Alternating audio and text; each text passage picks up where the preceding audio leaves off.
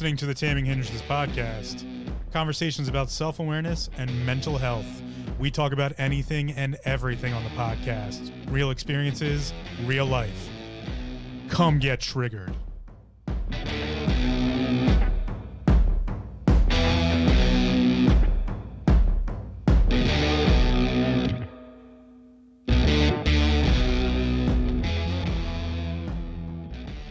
Welcome to another episode of the Taming Hindrances podcast. My name's Phil, the host and creator of the podcast, and today's episode is about time. Now, I like to wax poetically about things, and I'm sure if you've listened to any other episodes, you know that already, but one thing I definitely like to wax poetically about is time. Because time, I think, is one of those things that's, well, it's a little bit too big for itself. It's got a bit of an ego. It's got a lot of history, pun intended. It's got a lot going on, and I don't think time quite understands itself, and I don't think we ourselves understand time. Time is of the essence, as they say. Time is really a measurement, to be honest. Time is just another item we throw into language to describe things, to give things measurement or structure, to give things reference or understanding. Time is really just that. It's just an understanding. And as I've talked before, in the world of antiquity and throughout philosophy and all the other major schools of medicine, there is an understanding that we have more than just the physical body. We have the mental space. We have the spiritual world. We have all these other different faculties that make up one's own health. And I think one of the things that's super important when talking about time is to use it as the reference point. Time to me, and I could be completely wrong, as always, not a doctor, cannot diagnose, prescribe, just an idiot on the internet. Don't take anything I say seriously. Take a grain of salt with it and go do your own research. Or just do your own thinking, because that's really all I try to do here is make people think a little bit more. But time is, in my own viewpoint, the translation area. It's part of the mind space. Time doesn't exist other than in the mentality world. It's where, and as I've spoken about before, the mind is the translation point between the other or spiritual, whatever you want to call it, that body of health, and the physical body of health. And the physical body of health is simply using time to exist. Without time, the physical body would just be a frozen state. And in fact, my understanding of time is more that. It's more time as we know it in the materium is the reference of action. It's the reference of quote unquote living inside of the mortal coil. Whereas if we look at, physics uses time as a measurement quite often. If we look at etheric physics, there would be an argument for the fact that without the measurement of time, there is no existence, or there's no physical material existence, because in my understanding, and again, I'm probably wrong, so please do your own research on this one, but there is a philosophy, I don't even know if I want to call it a philosophy, maybe call it currently a theory, because it has some pretty good scientific backing, that this world is on what's known as a creation and destruction wave. And I'm not going to get into all the super specifics of all of it, but this theory describes that there's this creation and destruction wave, and that creation and destruction wave is the point in which magnetism is expressed in the materium. So you have the ether, which is what ether physics or etheric physics uses as kind of the fabric of the universe. You can call it whatever you want to, the quantum area, quantum state, dark matter, whatever you want to call it. But it's the material or materium in which the materium or material of this world exists, like the fabric that it's laid upon. And that specific point is where magnetism exists along with what we know as the dielectric. And if you've ever studied Faraday or Heaviside, Tesla, Boscovich, these individuals are speaking about magnetism when it comes to how we use it in today's world, which is multifaceted, but specifically in the world of electricity. And the world of electricity has to do with when magnetism interacts with the dielectric. We get the dielectric plane, and the dielectric plane is where all electricity comes from. And we don't really know a lot about it, and we've never really studied it all that much. But if you look at a magnet, it has a north and a south pole in today's current understanding. And the reality of that is we just label them north and south. Truly, what a magnet does actually look like if you put it underneath a ferrocell. A magnet looks like a donut. On the top side, you can call that north, or what we consider the North Pole. You have a force. I won't get into all of that quite yet, but there's a force that comes out of that and wraps back around and returns to what we know as the South Pole. And it looks, that wave function, scalar wave, if you will. And so I wasn't really going to get too much into it, but known as a scalar wave, leaves the top side of the magnet, which we're calling the North Pole just for reference, and then returns to the South Pole, the bottom of the magnet, again, just for reference. And it does so in a donut shape. So it's helio. It's a circle, but because this is a three-dimensional object, as magnets are, it goes out one side in the other in a donut pattern. And that function, or that donut shape, is referenced by the power of the magnet. And actually, the weaker the magnet, the bigger the donut's going to be, because the waves are they're not as heavily directed. So a higher Gauss, or how we measure a magnet by its Gauss factor, which is represented as an N number. So you've like an N52, I think, is one of the strongest of the current magnet sets, and that's the neodymium magnet world, but I digress. So the higher the N number, or Gauss factor, of a magnet, the higher strength the magnet is by Poole. Well, that means it's going to have a smaller donut ring.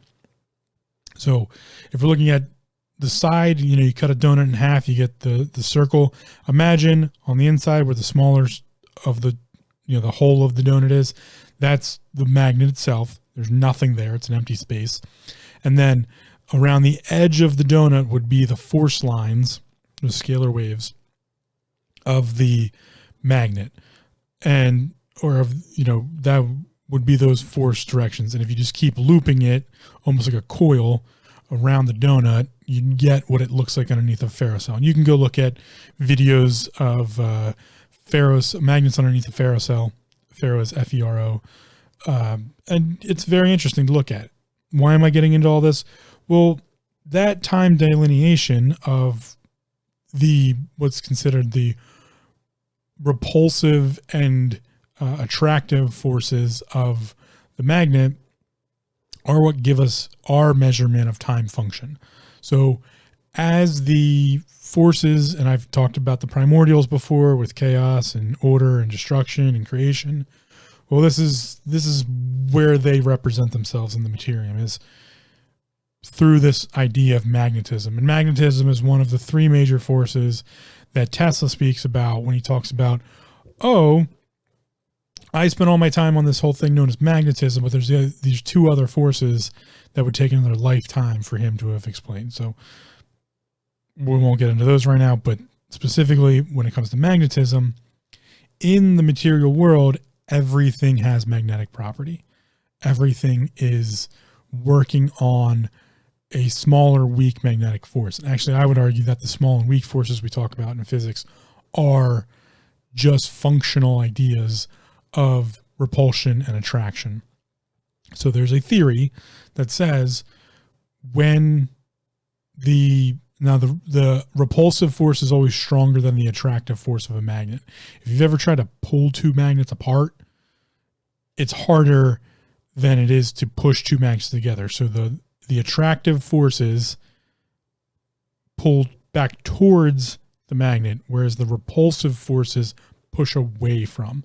And sorry, I had that backwards. If you've ever tried to push two magnets together, way harder than trying to pull them apart. You can usually pull magnets of a similar power apart easier than you can actually try to actually push them to connect together. And that's because the repulsive function of the magnet in a mathematical equation is going to be stronger than its attractive forces. Phil, you're getting us a little lost here. I know. It's because when we look at this and we look at time, that's the major understanding, is that the repulsive forces of magnetism are always stronger than the attractive.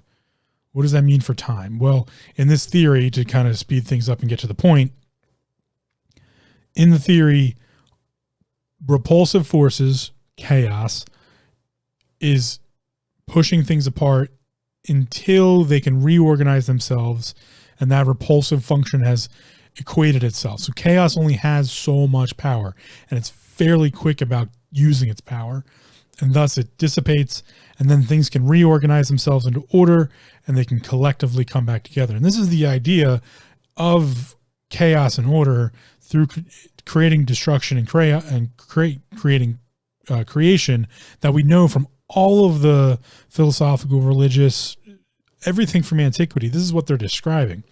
And I've talked about before how divinity, or, what we see as the divine, or even divination, to be divine or to have a full understanding, a complete understanding of past, present, future, and the functions in which humanity has tried to use divinity and define divinity. And divinity is typically defined by the past, or looking at what the past has said, where all of that divinity is just predictions of the future. Well, that's, again, repulsion and attraction. The repulsive forces of chaos create order. Order begets creation. And then eventually, once everything reattracts at the bottom, again, the attractive force of the magnet, the helio, the donut coming back in, it then meets repulsion again, because it's just a circle. As the wave goes out of the top, repulsion, it's reattracted to the bottom and creates that donut shape around the magnet. Remember, the center of the magnet here is hollow, though. If you look underneath the ferrocell, there's no force in the middle. It's just a black spot. And then as the retractive forces come back in the magnet, they're recycled. They don't just disappear. They go back out as a repulsive force, and they're accelerated by that repulsive force. So as the waveform comes back in, it's reaccelerated by its interaction with ether, the fabric, and thus propelled out as a repulsive force again. That's why the repulsive force is always stronger than the attractive force. But the attractive force takes more, quote unquote, time to realign itself. So order always takes more time than chaos. And that's another way to say that would be creation takes more time than destruction. It's very easy to destroy something, and often we find ourselves doing destructive things and only seeing them more so than creative things because it takes less time to destroy something. It takes the artist hours to paint a picture. It takes the hooligan minutes to destroy it, seconds to destroy it. And that's because of how we measure things with our understanding of time. But in reality, at least my reality, or the reality of the materium, is there's a wave function there, that the repulsive force takes X number of time to destroy all the bonds of everything, all the way down to the atomical structure.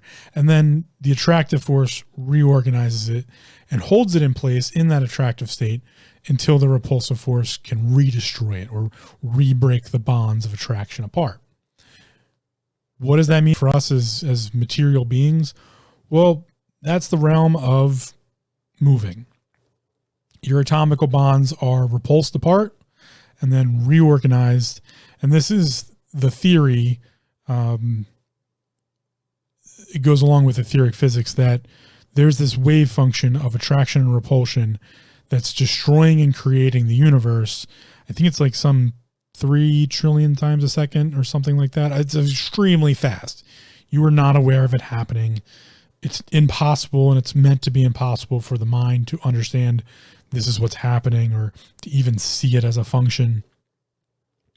But that oscillation, everything's destroyed, everything's created, everything's destroyed, everything's created, is happening without us even knowing it.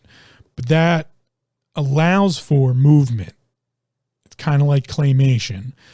We just don't see the frames per second, quote unquote, like we do with claymation. You can watch the animator make the claymation model move, and we can take video because it's only happening at frames per second or something we can watch.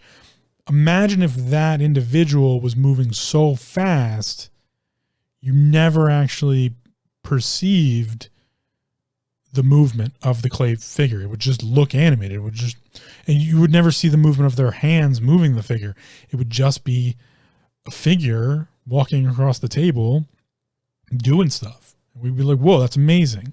Well, that's divine, right? That would be divinity. That would be a definition of a godly being or a godlike force. So when we talk about time, we often get into the ramifications of divinity or the ramifications of understanding, because really all religion is trying to teach you something or trying to make sense of the world around you, to give a common ground to individuals to decide how to live your life, or how to create community, how to exist with one another, how to be social, how to understand social events. Well, science does the same thing. And I'm not saying science is a religion, but it could be. Almost anything can be a religion. And I harp on the idea of religion a lot because I don't believe in organized religion. I don't believe your beliefs should be someone else's beliefs. I think they have to be solely yours. I don't think our understanding of time necessarily has to be someone else's understanding of time. But I talk about time as it's a reference, it's a measurement. That's what I think we need to understand when we talk about mental health and self-awareness, is time is this reference point. And we look at that theory of creation and destruction in this waveform and how the repulsive force against the destruction force is much, much stronger than the attractive or creation force. And we look at the primordials, that's always been true. Chaos is the most powerful of the primordials. It's always been defined that way in the history of antiquity and the canonical writings about what the force of chaos, however you want to describe it. Chaos has always been the most powerful of the primordials. Not destruction. Chaos begets destruction. Without chaos, there could be no destruction. Not order, because order can be destroyed and chaos is the function there we use to do it. And not creation, because creation is only created to be destroyed by chaos. And that's the whole idea of this theory. And the reason I reference it is that theory of the quote unquote claymation idea of I think it's either 3 or 30 or 22, maybe it's 22 trillion times a second. I think it's 22 trillion times a second. It doesn't really matter though. It's just ridiculously trillions of times a second. That the whole universe, every living being, all inanimate objects, animate objects, things we don't even know about, supernovas and galaxies we haven't even seen yet, it's all destroyed and then recreated at some obscene number like 22 trillion times a second. So we don't perceive it. But without that happening, there would be no movement. We couldn't have function. And by the function of this creation and destruction we have happening, we get complexity. And without that idea, we could never have what we know as evolution. We could never have divinity. We could never have divine nature. We could never have Abrahamic stories of the prophets and the predictions of the future, because we wouldn't be able to define time as a function, because time is a measurement and a function of the reality of balance. And I've spoken about before how the universe is always seeking balance. We'll always be seeking balance. It's designed to seek balance. The problem is when we think about balance, we think about equal or equivalent forces. And that's not how the universe goes about it. The universe goes about balance using asymmetry. We can see this in the Fibonacci sequence. We can see it in all sorts of different, patterns, or, the golden ratio, all these other, we can express this all mathematically, but we can also see it with the stories of chaos and order and how chaos is the most powerful of the primordials. It's the asymmetrical balance to everything else. It would almost be fair to say human history can be defined by the building of civilization in order to destroy it. And this is, I've spoken against war in the past, but this is a function of warfare. This is a function of unattainable resolution. And by general nature of balance, that's required. The problem with that, though, is if we look at historical record and we look at the past, the present, and the future, war should never be an always. And we use it as an always nowadays. We're at constant warfare, constant the inability to have resolution, because that's the true idea of warfare, is when two mindsets can never reconcile. There can be no reconciliation. That's where warfare comes from. And war is the realm of chaos. But as I've spoken about before, being a martialist, I've studied war to a great extent. And anyone who ever has studied war or been in a state of war, and it doesn't have to be a shooting war like we say war and we reference like movies and actual, physical warfare. Well, that's the representation of it in the material, as what we as a societal body think about war, when in reality war is a mental state. And if you're at war, you're in a simulation, because all warfare starts as a simulation in the mind. Anyone who's ever been in combat, be it what we know as war combat, military combat, or simply combative nature at work, arguing with a friend or a boss, or having a terrible dinner with the family, those are all warfare states. And there's always constant simulation happening. Most people that find themselves in these situations are running through a mental process of, what should I say next? What are they really trying to say? It's this mental idea. All warfare starts as a simulation in the mind. Then we can bring it into the materium. We can also send it to the spiritual if we really wanted to. You can send warfare upwards, as above, so below. So if you can fight war at a physical material level, you can fight war at a mental level, and you can then fight war at a spiritual level. And I say spiritual meaning that other body, the things we don't really understand, the things that take time, and the mind is where we process that. So the mind itself really could be said as needing time. It's the world where time is the most important. The material world doesn't give a shit about time. It couldn't care. The mental space is what gives a relative viewpoint of time, or the necessity therefore. And, someone might argue and say, oh, but, a plant needs time, but doesn't have a mental space. Well, that's debatable, I guess. And if you want to get into like metaphysics and all that stuff, but from this viewpoint, from my viewpoint, the plant doesn't care about time. The tree doesn't care about time. Blades of grass don't care about time. Time is a function to them. It's seasonal. Their entire point of existence at that point is reproduction. That's really where we start to see the living organism factor and the non-living organism factor. The idea of the use of time is where the function of living versus non-living can be completely wiped away. A living organism uses time to reproduce. Our cells are doing it all the time. Plants are creating themselves to reproduce themselves. Trees, animals, even rocks.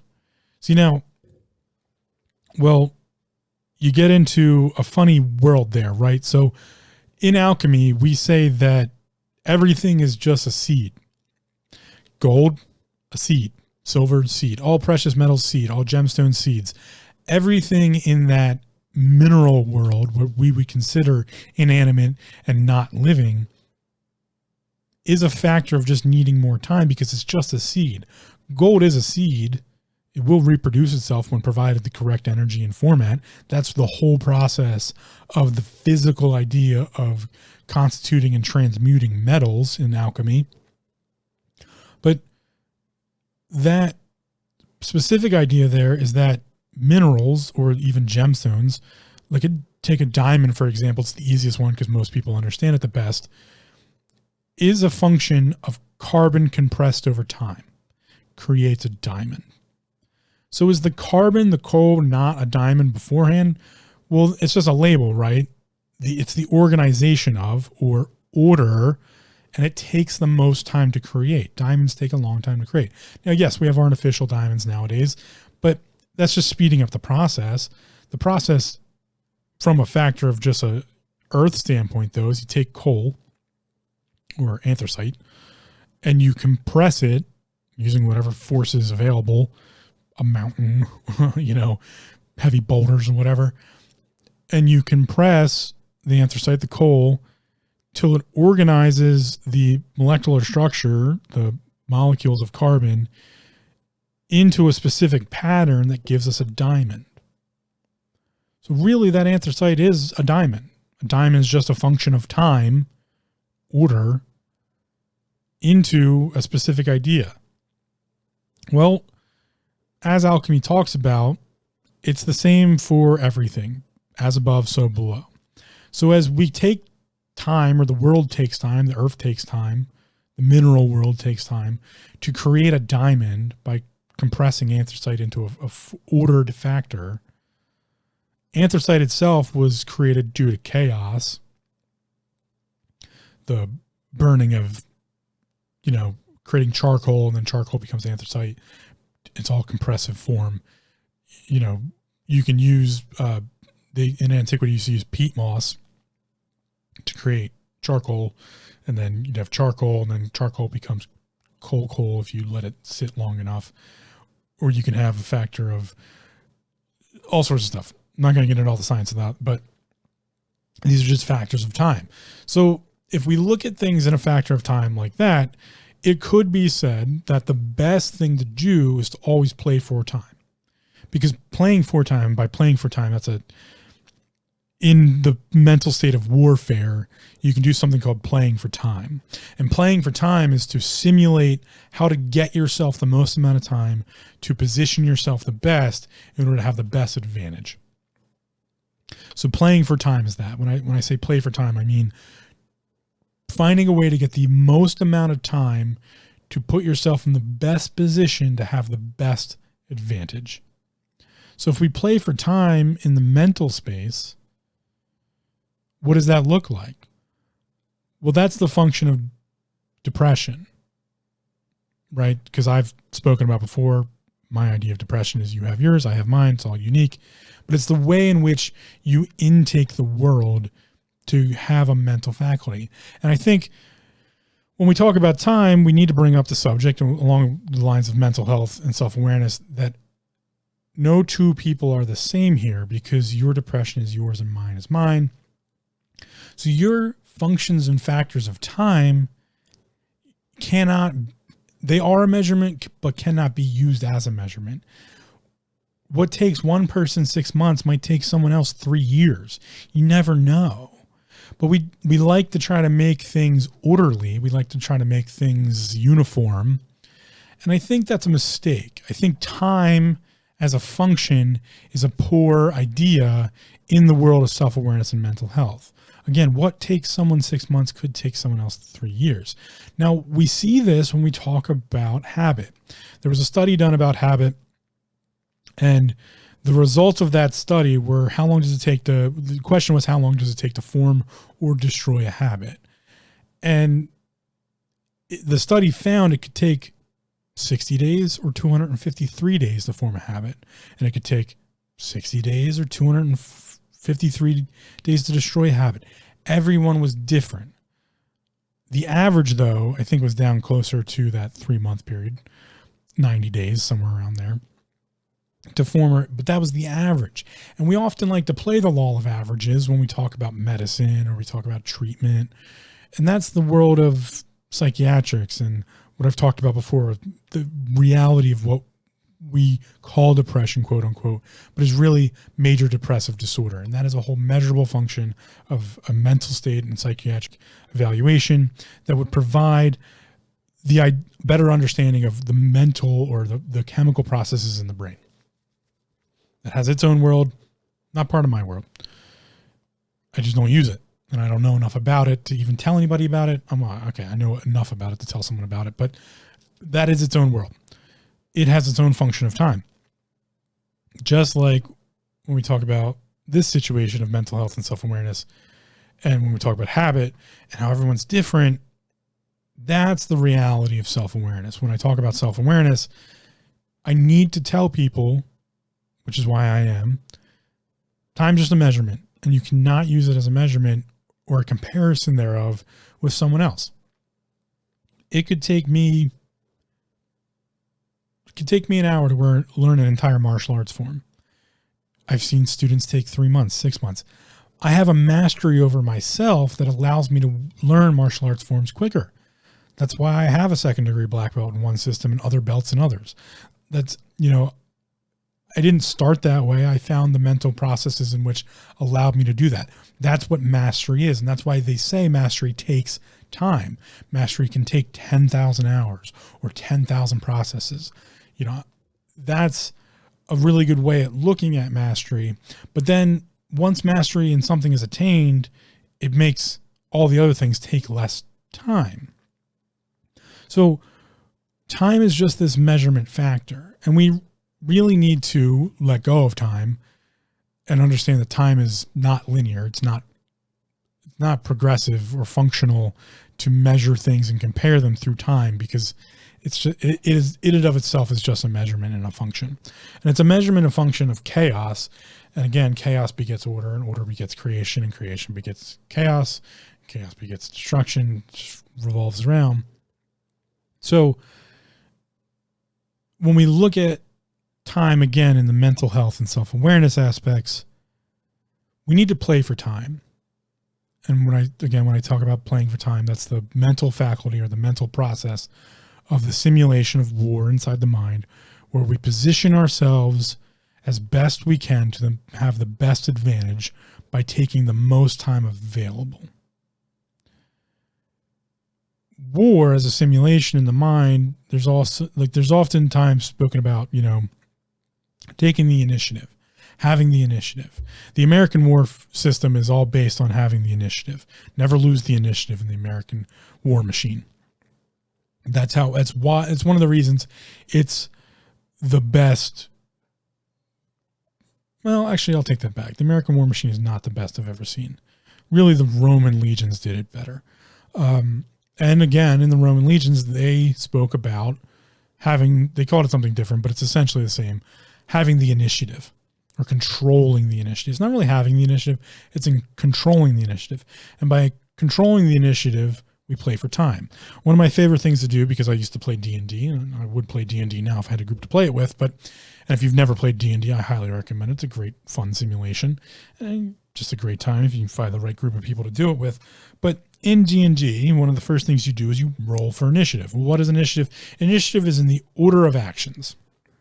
And those with the highest initiative act the soonest, or they act first. So in the American war machine, they often like to have the initiative, which is to be the first in action. Well, I was taught way back when I first started learning martialism, or the realm of a martialist and not so much a martial artist, they who acts first dies first. And that's a pretty accurate statement. So there's a specific idea of warfare of the defensive nature. And the defensive nature allows for one to control the initiative because they control when someone acts. And I'll leave it at that, not to get too far into this whole realm of warfare. But if we go back to the Roman legions, they were defensive fighters. The whole idea of the phalanx, the legion itself, the shield, if you want to go into the Norse world, the shield wall or the palisade wall, it was all these functions to buy time. If you bought time against an invading party, you could outlast them.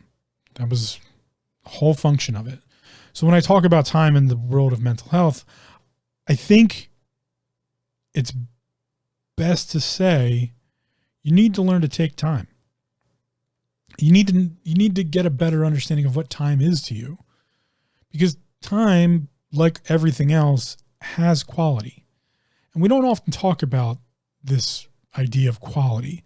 Things can have a quality over quantity. We usually say you want more time, we want the quantity of time. Well, quality versus quantity is subjective versus objective. And if you get a quality amount of time compared to a quantity amount of time, maybe you could get more done. Maybe you can get a better understanding. So I think it's often a good idea to look at what's the qualitative set of time, what's the quantitative set of time. Because again, time is just this measurement, but we can give a measurement to time. And we don't often do that unless it's in the faculty of the connotations. And remember, I don't like to put connotations on things, and I definitely don't like to ask why questions. So when we look at the connotation of the measurement, or the maybe a better word to be would be description of time, we have to look at quality versus quantity. I don't think there's one or the other to advocate for, but it's a good understanding. It's a good idea to have an understanding of which you're trying to use, because we often just lump time as time. You know, I wish I had more time. Well, do you wish you had more quality time, or do you wish you just had more of it? And that's really where self-awareness imposes itself. And if you want to have a better idea of self-awareness, you can look at the understanding of, oh, I had a really good quality time experience. That time I spent was quality. It had a qualitative skill, or a qualitative measurement or definition.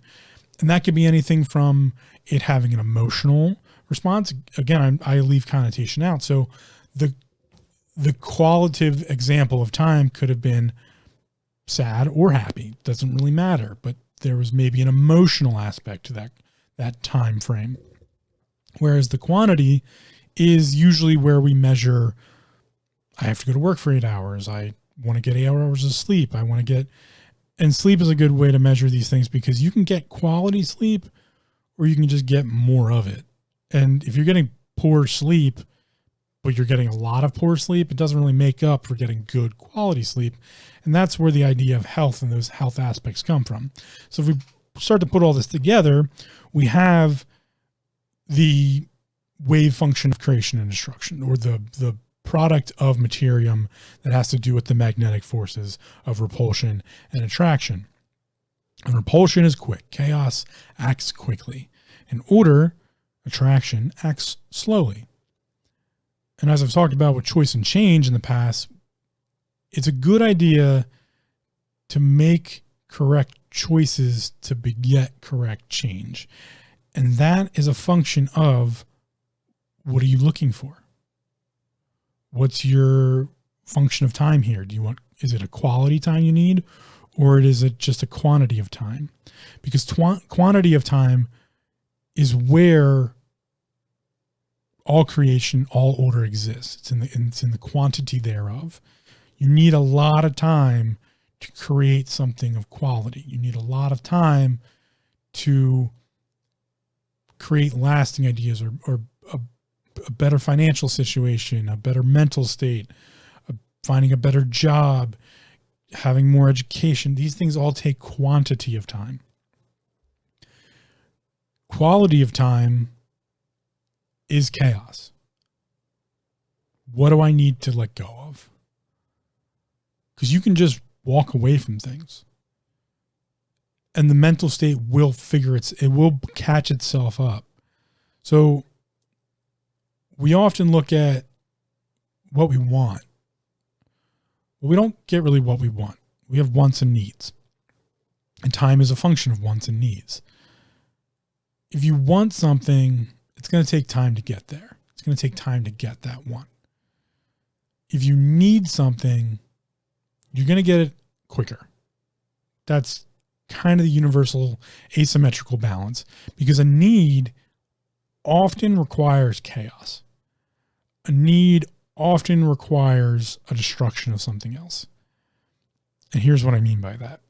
In the world of mental health, if we need a more, let's pick an easy one. If we need to pay rent, we go to work. And often the choice gets eliminated of the quality of work. It's just the quantity we need, because the rent is a function of finance, which is hours in to pay. If my pay is $15 an hour and my rent is $1,500, I know I need to work, forgetting about taxes for a minute and all the other crap that comes out of your paycheck, 100 hours. 100 hours of work is equivalent to rent at $1,500. And I know I'm just picking random numbers, but I like to keep it simple and be slightly close to reality in some ways. But that's a function of quantity of time. Okay, that's order. Whereas the chaos here, the need, we need to pay rent, right? The chaos here is forgetting about the qualitative and just using the quantitative. I know it's crisscrossing here, but that's why chaos is the repulsive force. And the repulsion here in this example is, okay, I'm just going to work the shitty job so I can pay rent, because I need the stability of having a place to stay. I need a roof over my head. It doesn't have to be great, but I need that to have a good base structure, to add other things that, have other functions. And that's where we can use the example of wants and needs to understand the repulsive nature of chaos, that we can just destroy some idea of, oh, really, everybody wants a job they want to go with. And I think everyone deserves a job they actually want to go to. But if the need is to pay rent, then the job shouldn't matter. The need is money, and money is a function of giving someone else your time for pay. And then paying rent, which is another need, is a function of doing whatever's available to pay said rent by exchanging time for money. And this is where we see time as the measurement function. It's part of the equation. It's all it is. And how we look at it, qualitative versus quantitative, is the idea of order versus chaos, is the idea of creation versus destruction, is the idea of finding asymmetrical balance. Because no, it's not easy to find a job you want to go to, but jobs themselves are actually kind of easy to find. It's most people want to lie to themselves and say, I can find a better job, or job's not good enough for me. And you get to do that if you're looking for the qualitative and you have the ability to look at the qualitative side of time. If you don't have that ability, then you need to start with the quantitative side of time. You have it, you're willing to exchange it, and there's probably some shitty job you can go do to get that exchange. And is it going to be enough? No. So maybe you need 2 jobs. And I say this because I've done this. I used to work umpteen different jobs. I used to work 20-hour days. I used to live in my car and just go to work. That's what I did. And I find in today's society, we don't look at time correctly. We don't look at it correctly in all sorts of different facets, but mostly in the idea of self-awareness and mental health. Someone suffering from major depressive disorder needs to spend the time with their doctors to figure out any chemical imbalances that may be going on, and then to try out certain medications. And that's not my realm. That's major depressive disorder. Someone who is suicidal probably wants to go look at that realm, but also there's another aspect. There's someone who's suicidal who doesn't want to be anymore. There's someone who's experienced melancholy and they don't want to anymore. There's someone crying themselves to sleep every night who doesn't want to do that anymore. And those are functions of time, because everyone else in the world is being like, why do you feel like that? You should just be better, just get better. Well, that's a fucking function of time. So we need to stop being like, oh yeah, this shit just happens overnight. No, it doesn't. And all of society has been showing is these things happen quickly. The rags to riches story, the, athletes, the Instagram heroes, the fucking, all of these stories we see on social media or in the news, or just the story that gets told you in the break room or that your friends talk about because it's interesting and it's exciting, that this idea of the quantity of time needed to do something, someone destroyed that fact. That's what makes it impressive to us, is when someone achieves these amazing things quickly, because we don't think that's possible. Well, that's the argument of quantitative versus qualitative. These are actually qualitative functions that we're looking at. The individual, the rags to riches story, that was qualitative function of time. They put in or got a qualitative amount of time that had very high quality and thus propelled them farther than most, even if they did come from the rags story to riches story, or just success in general is a measurement of quality, where the reality or the normal, the average, would be a function of quantity, the chaos situation. But we don't look at those often enough because that's not fun. It's not exciting. So I'm here to tell you, if you are the person who is sad all the time and don't want to be anymore, if you are the person like me who's suicidal and is just tired of it or needs a better understanding of it, you got to play for time. You have to have the simulation in your mind that this could take 5 years, and that's okay. There's no problem with that.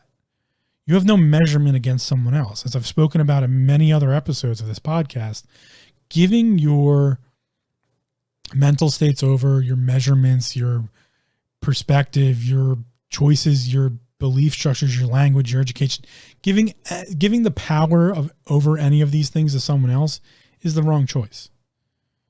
It's the wrong idea, because ultimately it all relies on you. You are the function of time. You are your own repulsive and attractive forces. You are your own magnet. That's everything. You want to talk about The Secret, you want to talk about, Think and Grow Rich, any of these books that were written about how to change your state, any self-help book is a function of time. They're just not willing to talk about that because that doesn't sell books. That doesn't sell ideas. And I'm not saying any of these people are wrong. They've obviously spent some time to write something that maybe will help someone, and that's a good endeavor. In my eyes, that's a great endeavor. But putting a paywall in front of it and doing all these other things, that's their choice. That's fine. They can do that. It's whatever. But we need to be real. We need to talk about the difference between qualitative and quantitative. The entrepreneur, someone like Gary Vaynerchuk, Gary V, that dude puts in a lot of quality time.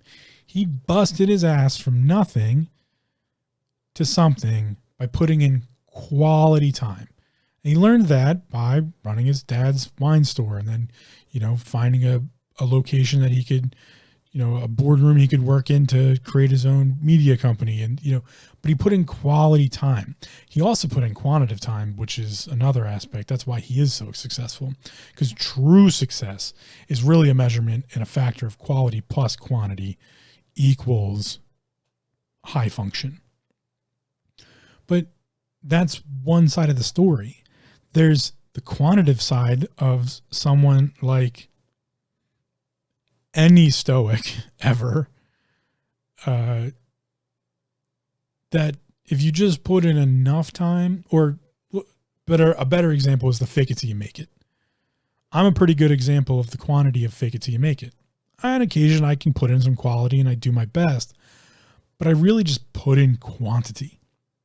That was just what I was built for. My body was just built for quantity. Work 20 hours, work 18 hours, 6 days a week, 7 days a week, work months on end with no breaks. That's quantitative. It's not exactly qualitative. I wasn't exactly doing great work all the time. I was just putting in a lot of it. And that was my function for success. So when we talk about success, we have to have the understanding of It's quantitative versus qualitative. And all these self-help ideas and self-help books, yeah, one might work for you. And that's what I call working inside of a system, but it's the time function thereof. These things don't happen overnight. They're not supposed to happen overnight. The person who wins the lottery usually blows all the fucking money because they didn't earn it. That's why I don't play the lottery. I don't deserve to win the lottery. Why would I deserve that money? I don't. I haven't put in the time or the function to gain it. Which is where we see entitlement from. Entitlement is a factor of time. Those who feel entitled to something, they usually feel entitled because they feel like they put in the time and they didn't. That's why everyone sees them as entitled.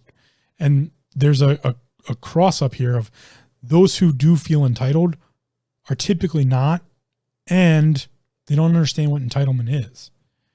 Entitlement, by its definition of antiquity, was when you were born into a noble family, and thus you were entitled to lands or wealth or these, different ideas. That's what true entitlement was. It came from a title, a noble title, to be a duke or a baron or any other one of the titles you want to throw out there, a king or queen, a baronet, any of these things.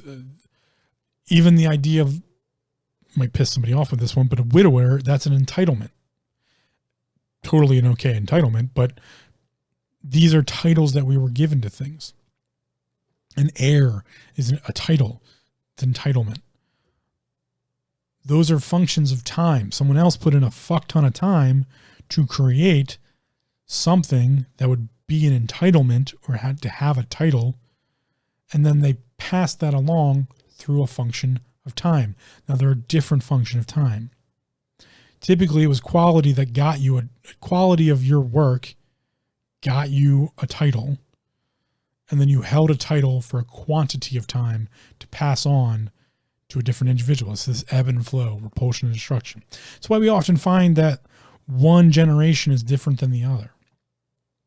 If the parents' generation was super conservative, the child and their, if one generation was super conservative, the next is super progressive.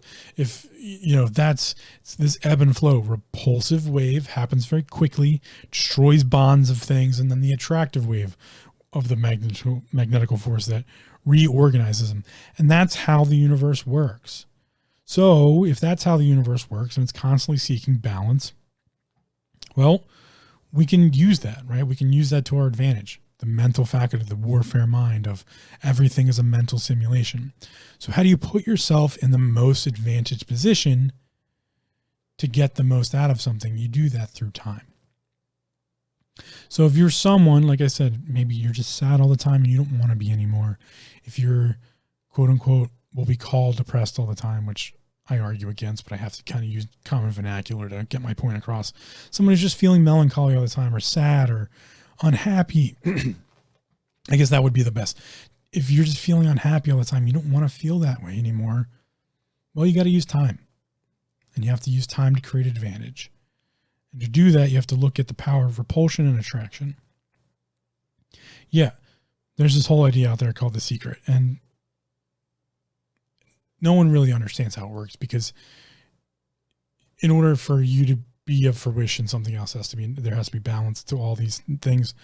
But we can use an idea from that to, it's called manifestation. I'll just make it that simple. The idea of manifestation is the idea of making choices that correlate to change. And that takes time. You need to take the time to repeatedly make choices that are correlating towards the change you want, because eventually you'll get there. Right now, you're going to get the change you need. And sometimes people don't need change. So you just get this loop of learning patience, right? Because patience is not a virtue at first. It's a learned skill. So you learn to be patient. Patient with yourself, patient with others, patient with the dog, patience with the cat, but specifically patience with yourself. And then you can make the choices that will beget the change that you want. And I usually tell people you're 5 years away from getting what you need to then be 5 years away from getting what you want. It's a whole 10-year cycle process. In fact, every 7 to 11 years, our cells turn over in our body. So it's usually, for me, I like to say a 7 to 11 year process. Those who put in quality time will get the 7-year changes. Those who put in the quantity of time might get the 11-year changes.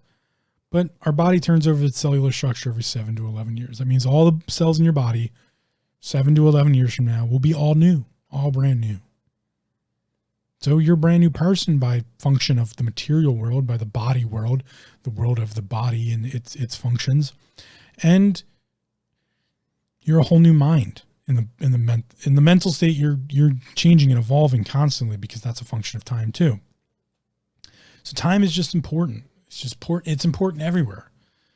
And there's a lot of people out there talking about time management, lessons on time, life advice, and just other understandings of everything. Well, if you understand your time and what's quality to you, what's quantity to you, you can start to get a better understanding of yourself and how you go about things.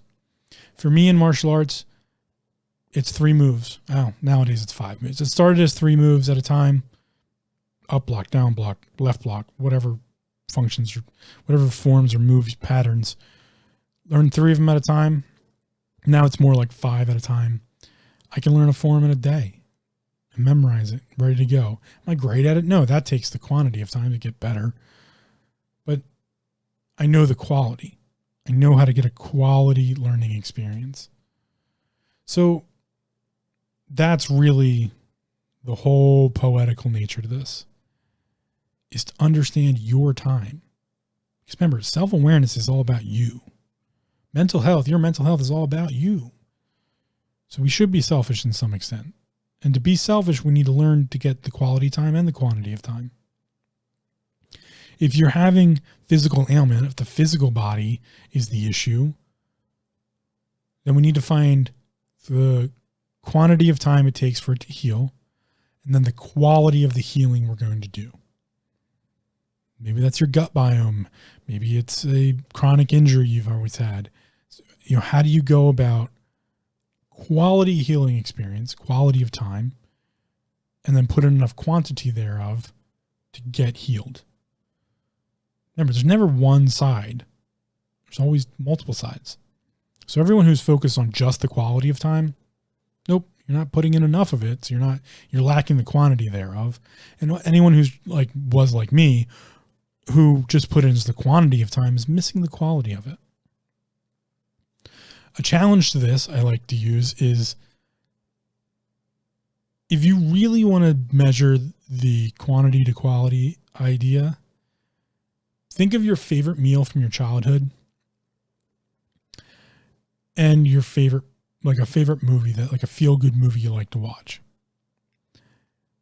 Or another way to do this is to think of a meal from your childhood that maybe isn't like, you have a bad kind of quality example to, just like, oh, I can hate it when my mom made meatloaf or something like that, something along those lines. And then pick a quality enjoyment experience, like a movie from your childhood or something nostalgic, a feel-good movie, those types of things, and marry them together. It's quantity and quality.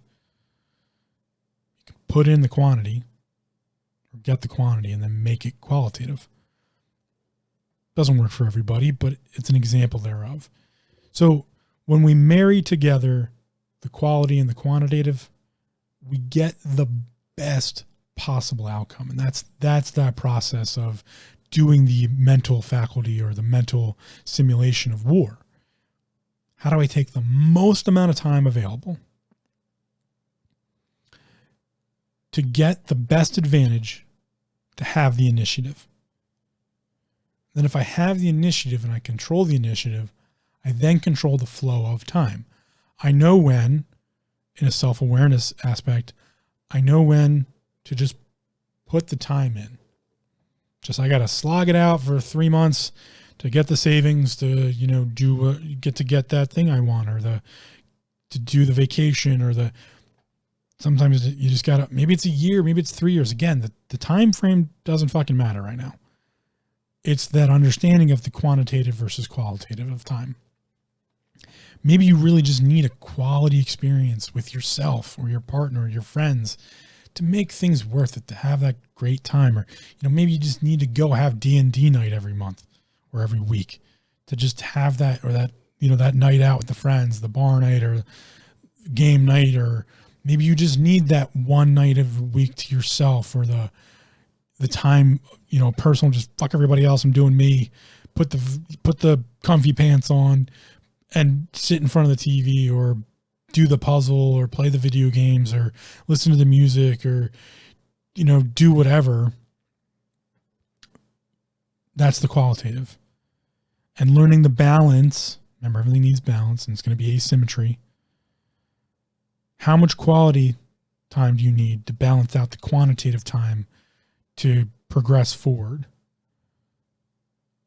My personal example was I needed to put in quality research to understand my belief structures on what happens after life. My understanding of death. And then I had to sit with that quantitatively to get the understanding that brought me out of my suicidal attempts, that made me no longer suicidal. I had to put in a fuck ton of time, nearly 20 some years, probably more, of getting an understanding of all these different belief structures that are out there, all these infinite amount of possibilities, all these different ways of thinking and understanding, to get an understanding of death, which I believe to be the most probable of the options is reincarnation, to understand that I don't want to reincarnate again. I don't want to go through this bullshit again. I'm okay with putting in this life. I'm okay with it. Fuck, I could die tomorrow, and to be honest, I put in a pretty good life. That's where my understanding of suicide went to. But it was the quantity of time to put in. It was the quality of finding the correct answers for me. That was the quality of time to put in the research that really meant something to me, that really I understood. It resonated with me. And then the quantity thereof to get that whole balance structure to end up with, I used to be suicidal because I didn't think it was, I fucking hated everything. I didn't want to deal with this. The sadness was overwhelming. The unhappiness was overwhelming. The resentment towards myself was overwhelming. The resentment towards my family was overwhelming. The lackluster experiences were overwhelming. And thus the quality was horrible. The quality of time spent here was fucking terrible, and I wanted out. Well, I just put in some more quantity of it. I just lived a little longer after my first suicide attempt. But I didn't find enough answers. So I tried again. Failed again. And then I put in more quantity of time. And then I slowly learned the balance of, oh, okay. Well, if I put in all this quantity, there was some quality experiences. The quality experiences I got led me to the understanding of, oh, there might be this thing known as reincarnation. And I definitely don't want to do that again, which some people would connotate. That's not good. You don't want to live again if that's what you believe in? No, I don't. And that's just my own personal opinion on the fact. But it was the qualitative of getting a good understanding, being like, that fucking resonates with me. I feel that deeply in whatever mental, mind, body, spiritual, whole health structure. I feel that. And I'm like, you know what? That's what I really want. Well, if that's what I want, I got to put in the need of, I got to spend more time researching all this and figuring it all out so I don't have to reincarnate again. But I don't want to do that. I don't want to have to do that. Maybe the Egyptians got it right and we should be mummified. And that's how you stop that. There's a whole plethora of stuff there to put in quantitatively and qualitatively. But the balance came out. The balance to the whole thing was I put in all of that shitty fucking quality time, where the quality was just terrible and I hated all of it, to come out on the other side into contentness of the quantity and quality, the balance thereof, of knowing, okay, sometimes I just got to take some time to binge watch some Netflix. I don't do it all the time, but sometimes I got to do that. Sometimes I got to play some video games, get my mind off of stuff. Sometimes I just need to slog it out at work. Just got to put the quantity in and just go to work, go to work, go to work. Sometimes I really just need a really good quality client. You know, in the massage world, sometimes I just need that client that comes in and it's just like, Phil, you do you, help me. Tell my body what it's, tell my body what it's not seeing, what it's not, do you. That's awesome. I talked to one of my tattoo artists recently and she had the same feeling. She's like, it's better to have something you want to do at work. That just makes you feel good. It makes the quality of work worth it. It makes work quality time. But that's not the reality. We don't get that all the time. Sometimes you get the client, you don't jive with them. It's not that you won't do the work though. That's what you get paid to do, so you do it. So there's no negative positive play here. There's just the quality thereof, and that's a function of our own mentality. She had a strong understanding of that, a strong awareness. Very self-aware person in my eyes. It was very interesting to see the similarities there. And I think I might find that in other places if I looked for it. And I have in some cases, and some people I talk to, but I don't always get that insider information. So not just using those two examples. I mean, I have other ones that correlate to this, but I think that's why I'm talking about time. Is because we need to get a good understanding of the quality of time and the quantity of time and the balance there that makes up our lives or living or makes it worth it or just makes us content. Because I'm not one to tell you to go be happy and have great days all the time. No, I really don't care. I love when it rains. That's my favorite weather. But I can't tell it to rain every day because other people will be miserable because they don't like it. So when it rains, I enjoy it. It's a quality day. I like the rain. I like rainy days. But the quantity is low. Okay, that's fine. There's balance there. But the quality of it is so enjoyable to me that it can happen once a month, twice a month. I'm cool with it. And that function, that understanding, is where we really can start fully diving in to the deeper realms of our mind, the deeper ideas. And we can push back against those preconceived notions of everything's always going to be shitty.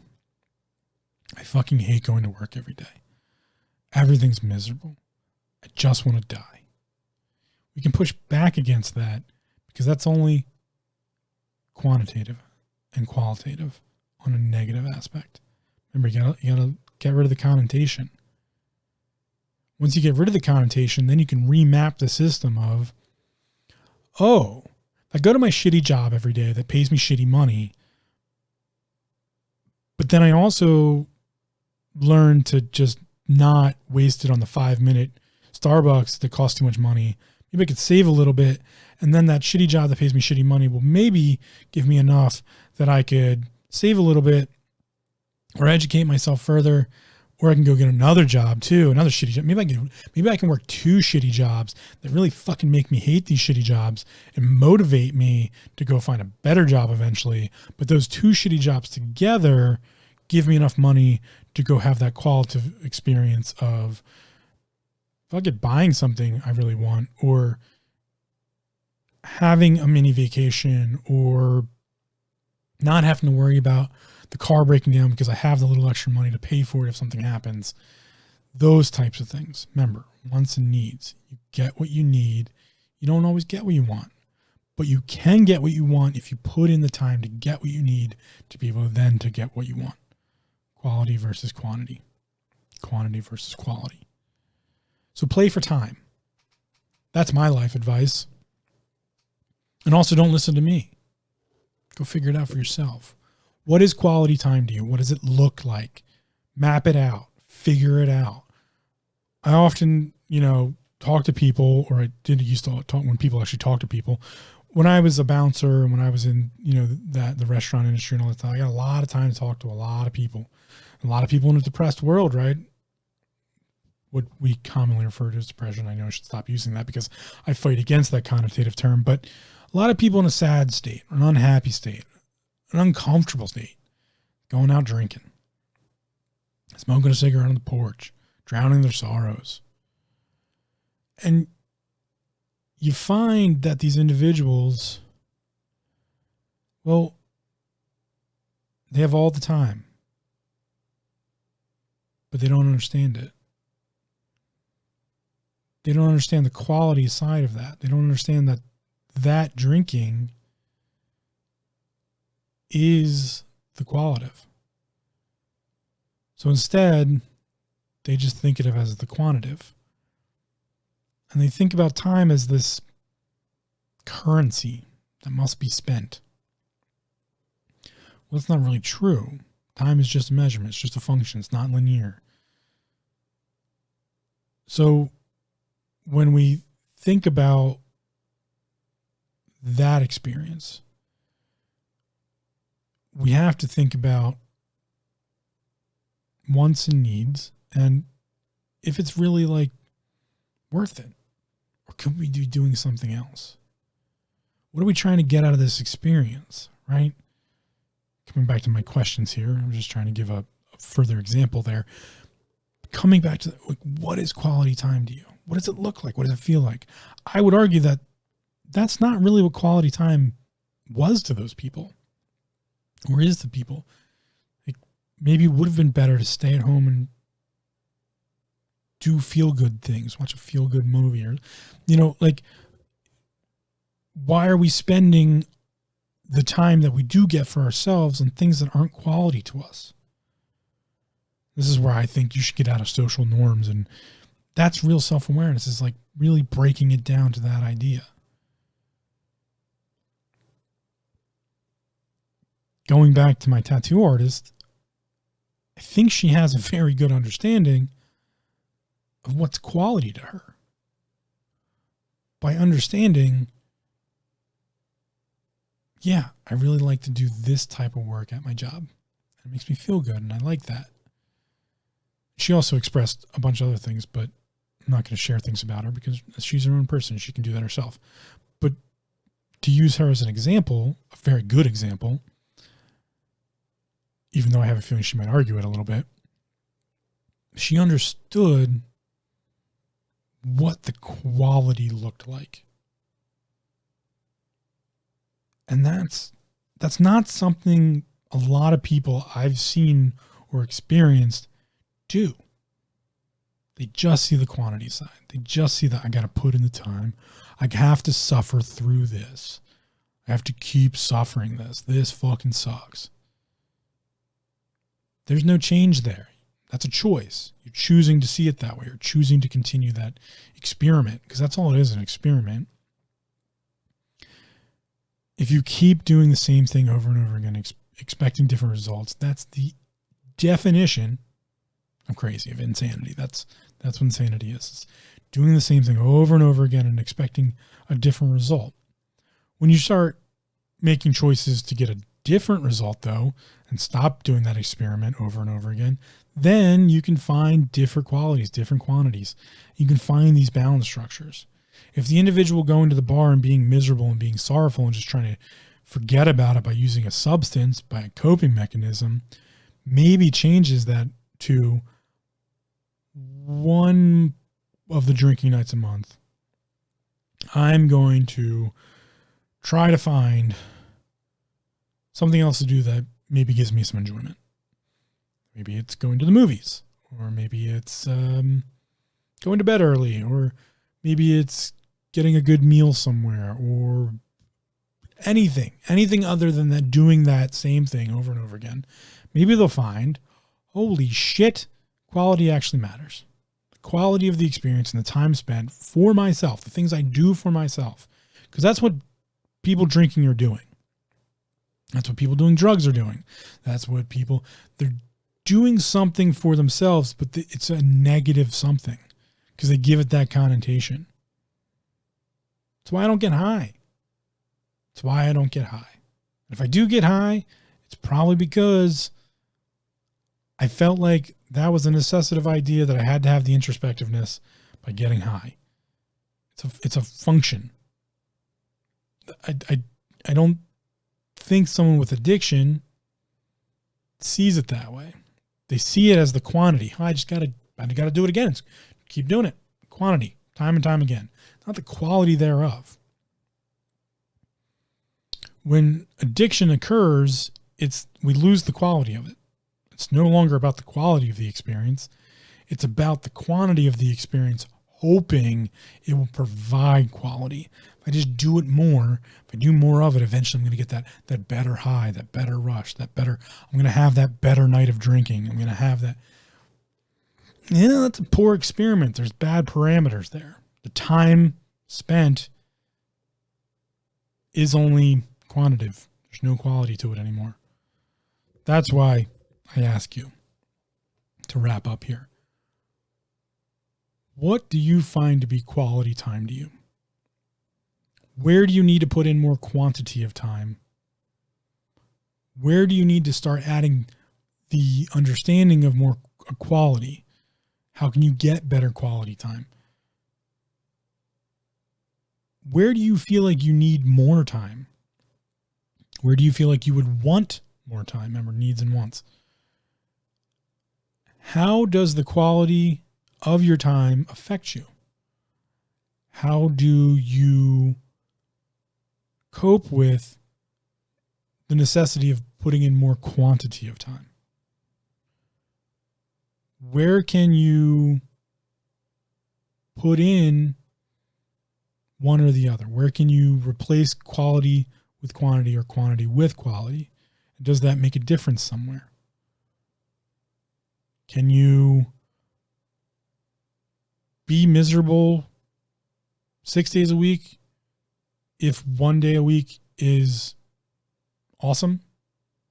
Does that work for you? Does that not work for you? What's your balance there?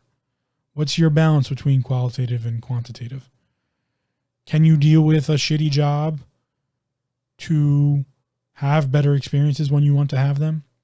Could you get another part-time job that's kind of fucking shitty and you don't want to do it, but like maybe it comes with a decent perk and it provides enough extra income that you can maybe get ahead or not have to worry about something? Does that give you, is that a good trade-off of the quantity time in for bad money function to get a better quality something else? Is that an option? What is the time? Where are you spending your time? How are you spending it? Again, qualitative versus quantitative. Are you spending too much time on Instagram, watching assholes stand in front of jets, taking pictures for no fucking reason other than make you feel like a lesser individual than them and to somehow make themselves feel better about themselves? Is that a good amount of time to be spending for yourself? Should you be maybe spending more time on a positive social media? I'm not saying all social media is terrible. Pictures of kittens are fucking awesome. Pictures of puppies are awesome. Maybe you just need to go spend more time on the Instagram page with all the kittens and puppies and cute animals, fluffy beings, or any other animal you think is cute, like snakes, and everybody's got their own thing.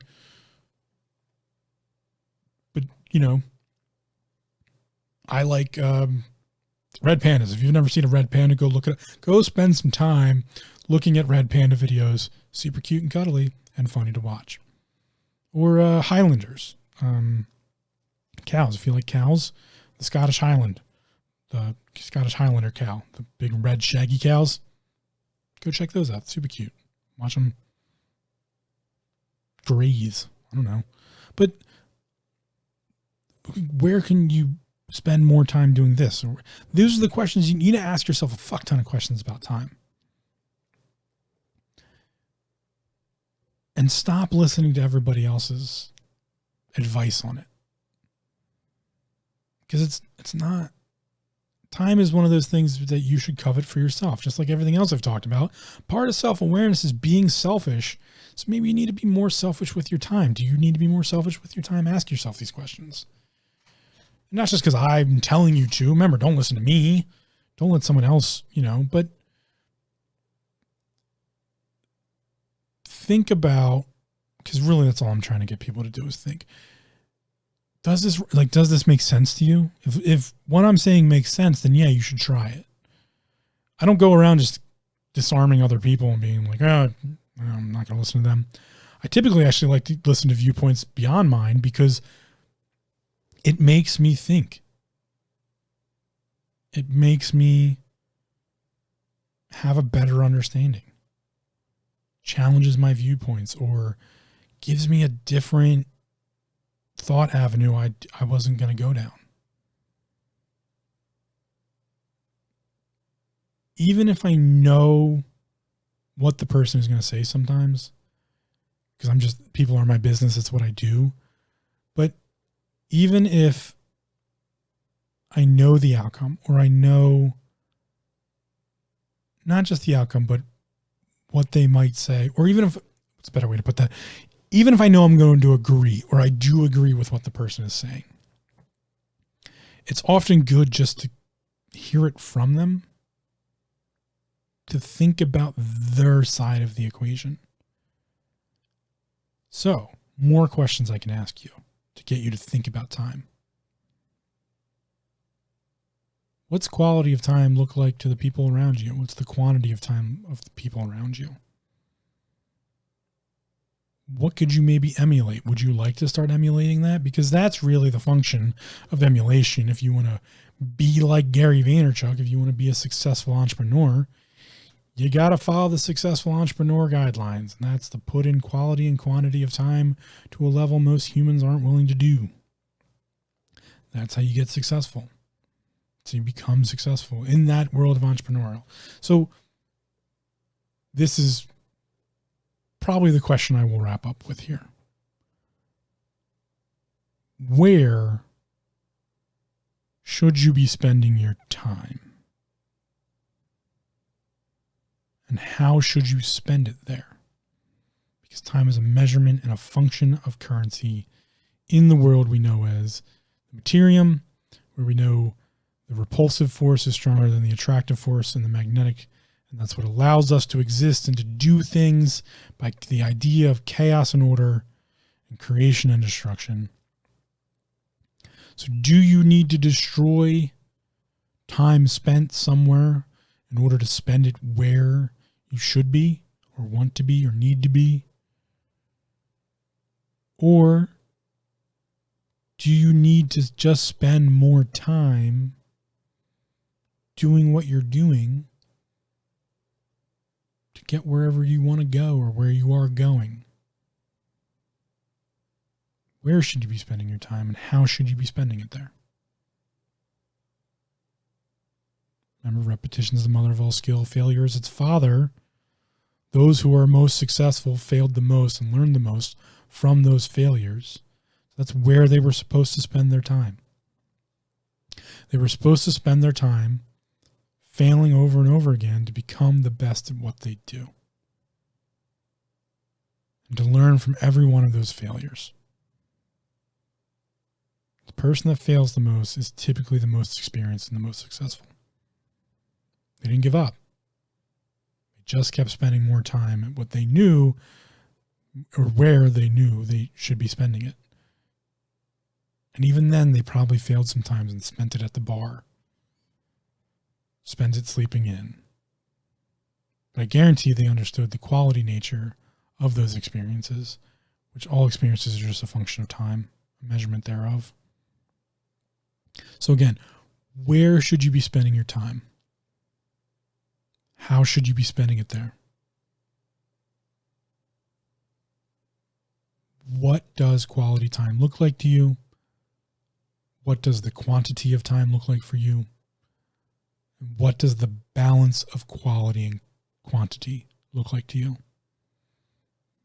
Because those two options together will give you a definition of your time. And if you can define your time, as all good entrepreneurs know, you'll know what your time is worth. And if you know what your time is worth, you can measure a bunch of different things. You might even be able to measure some self-worth. And that self-worth is quality of time for yourself. It's to be selfish with your time.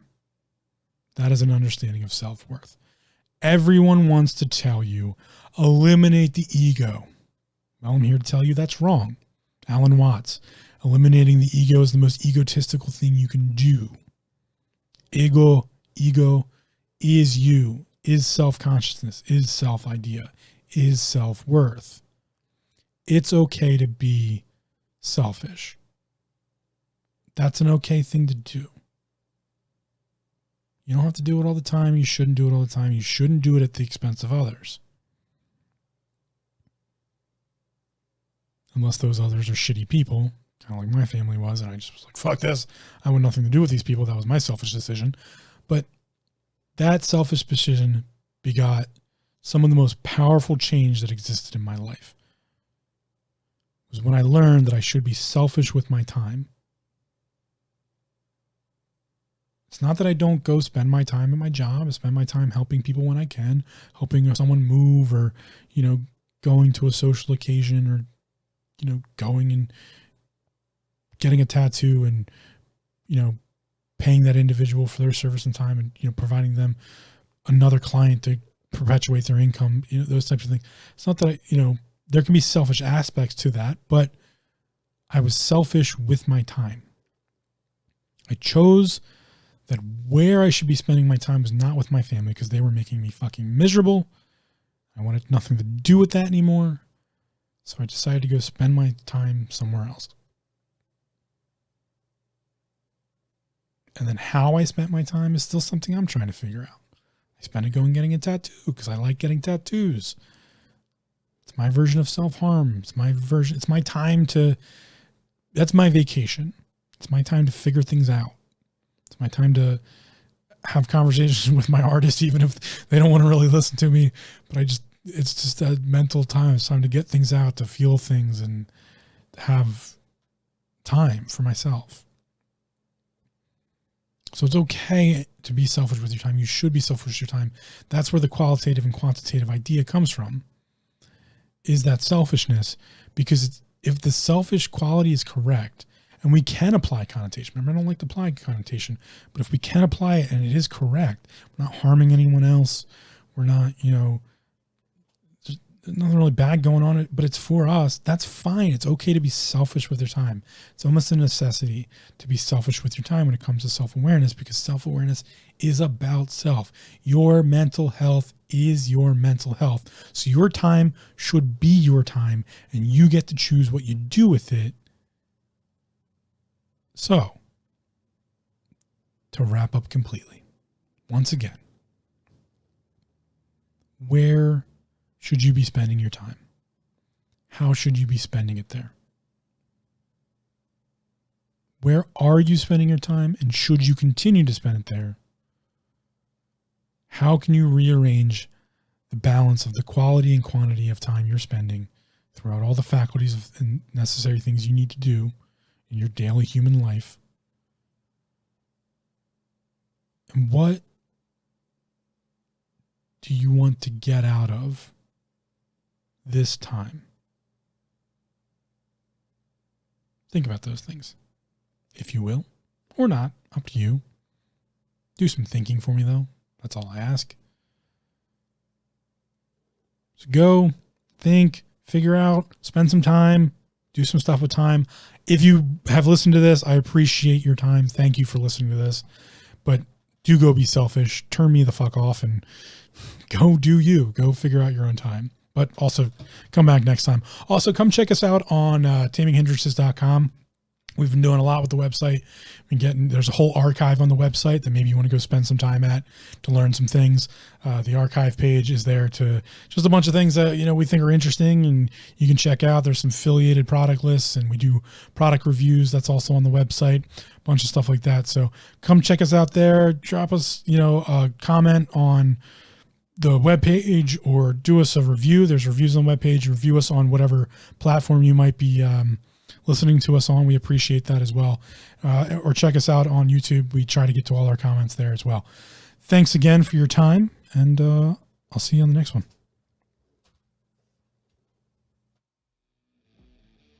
Thanks for listening. Come check us out at taminghindrances.com for show notes, links, resources, and more.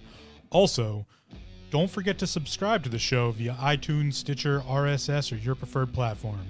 If you leave us a spiffy review, we might just mention it on the show. Now go be awesome, and just remember to breathe.